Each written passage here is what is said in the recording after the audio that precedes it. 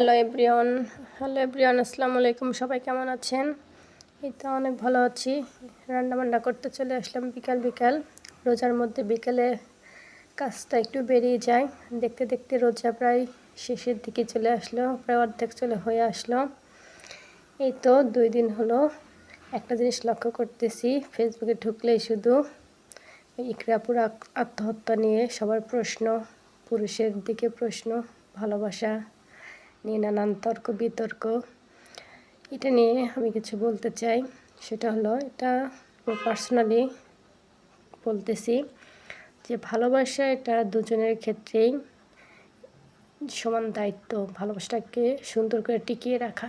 কারণ সংসার জীবনটা, আর বিশেষ করে স্বামী স্ত্রী একে অন্যের পরিপূরক। একজন যদি একজনের দিকে একটু কমতে থাকলে আরেকজনের দিকটা একটু ভালোবাসা বাড়িয়ে দিতে হয়।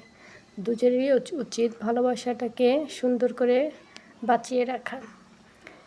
এটা হয়তো একজনের প্রতি বেশি অবহেলা থাকে, অন্যজনকে একটু সেটা ব্যালেন্স করে চলতে হয়।